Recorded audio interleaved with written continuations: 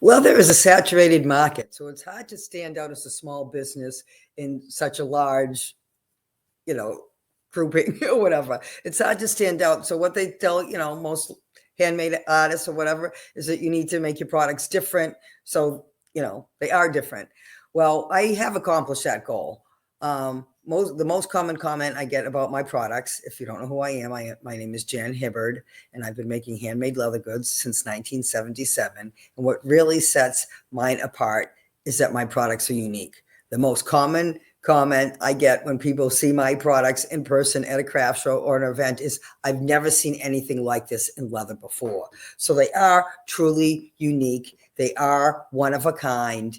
I mean, yes, I repeat the same patterns, but everything, of course, because it's handmade, is going to be a little bit different. And I thrive on that. So, for example, here's a beautiful loom item, a 3D leather decor piece. And see, what it sets it apart is it really is 3D.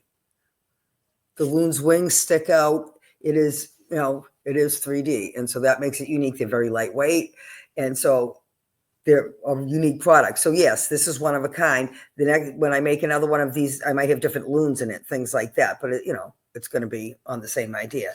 So I have things like that. I have things like chimes. So most of my products are based on birds, butterflies, and different kinds of wildlife. So these are beautiful sleigh bells inside. Again, 3D, something you're not going to find anywhere else. I have a lot of wildlife themed things.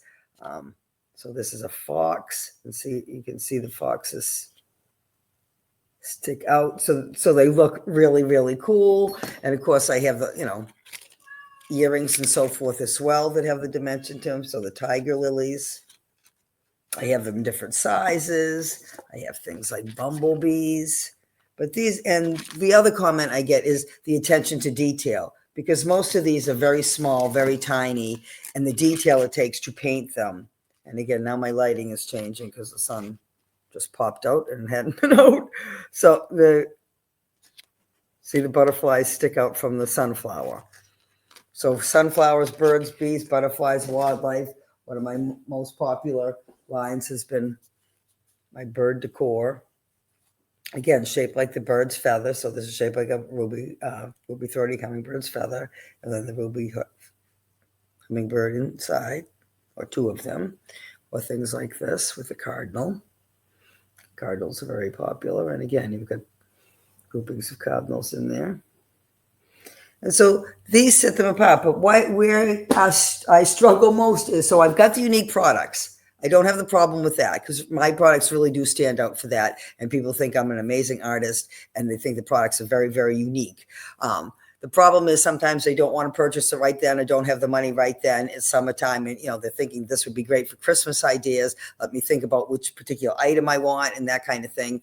And then later on, they lose the information. And then what do they Google to find my stuff again? This is where I struggle because my things are so unique. They don't fall under the same traditional categories. I mean, leather jewelry, butterfly jewelry, but what really sets them apart, there aren't really keywords that explain it because they're so unique. So it is very, that's where I struggle online, what keywords to use, what words you would use to describe my items. So if you're watching this video, or if you've gone to my website, which is either listed below, or if you can't see that on whatever video, platform you're watching on, logcabinleatherbyjan.com. And I'll put that in the description and so forth too. And you can check out my products and really see how unique they are. But I would love some help in the comments or whatever to tell me, what if you saw this at a craft show and now you wanted to go back and find it again without remembering what my name was, what words would you search for? If you're looking for a horse chime, would you look for horse chime or what, and again, every individual item I make is not is not listed online. So I'm not sure what you would come up with. Or again, I'd love suggestions on what keywords, especially, for some of my feather things. 3D feathers is not something somebody searches for a lot. So what I should really call these, that is what I'm struggling with. So I would love some input from anyone who is willing to give me suggestions. And that would be really helpful to help a small business grow, especially on social media and, Google and so forth. Thank you very much for your time. Have a great day.